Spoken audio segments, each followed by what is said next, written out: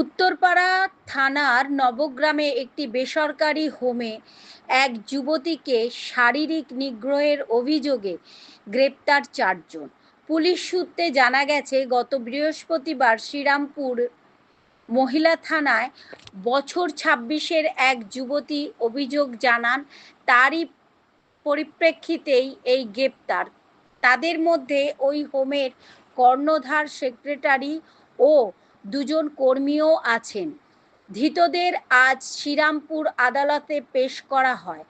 আরও জানা যায়, গতকাল উত্তরপাড়ায় একটি বেসরকারি নেশামুক্ত কেন্দ্রের কর্ণধারকে শিলনোড়া দিয়ে থেঁতলে খুন করে পালিয়ে যায় ২ আবাসিক। এছাড়া কয়েকদিন আগে একটি নেশামুক্ত কেন্দ্রে আবাসিকদের অস্বাভাবিক মৃত্যুও হয়েছিল। এই সমস্ত অভিযোগ উঠে আসছে বেসরকারি হোম এবং নেশামুক্ত কেন্দ্রগুলির বিরুদ্ধে। ঘন্টু গোপাল মণ্ডলের রিপোর্ট, জিএম নিউজ, হাওড়া।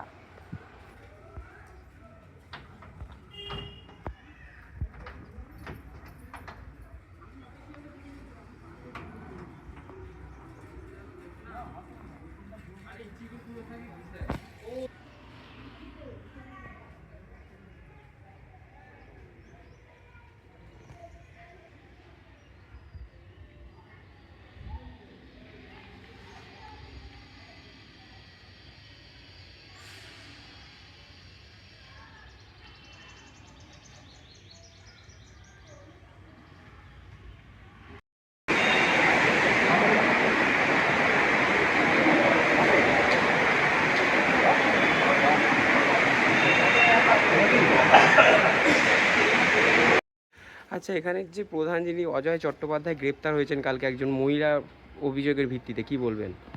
আমরা এই ব্যাপারে কিছুই বলতে পারবো না, কারণ আমরা এখানে ভলেন্টিয়ার কাজ করি। 11টার সময় ঢুকি, 4টের সময় আমরা বেরিয়ে যাই।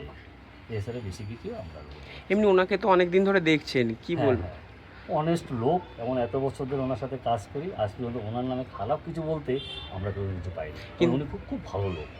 কিন্তু যেমন মিশ্র প্রতিক্রিয়া পাওয়া যাচ্ছে। নবগ্রামে কিছু মানুষ বলছেন খুবই ভালো, আবার কিছু মানুষ বলছে এরকম অভিযোগ নাকি আগেও এসছে। না না না না না আমি আজকে এখানে প্রায় 25-26 বছর ধরে, 70 বছর সাথে কাজ করছি 50-এর প্রোগ্রাম নিয়ে, কিন্তু আজ পর্যন্ত ওনার নামে খারাপ কোনো রিপোর্ট আজ পর্যন্ত আমরা পাইনি। মানে ওনার সাথে এতদিন মিশে আমরা চলছি, অত্যন্ত ভালো লোক, আমাদেরকে খুব শ্রদ্ধা করে, আমরা শ্রদ্ধা করি ওনাকে।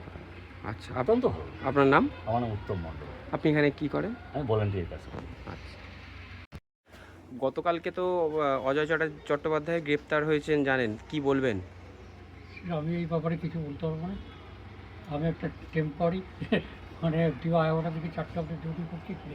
আপনি কি ডিউটি করেন? আমি কিছুই জানি না। আপনি কি ডিউটি করেন? হ্যাঁ, ওই ওই গেটটা আর কি। আচ্ছা, এমনি অজয় বাবুকে তো দেখেন দীর্ঘদিন ধরে, কিরাম? হ্যাঁ, লোক। আচ্ছা, ঠিক। আপনার নাম? কমল ঘোষাল। কমল কমল ঘোষাল।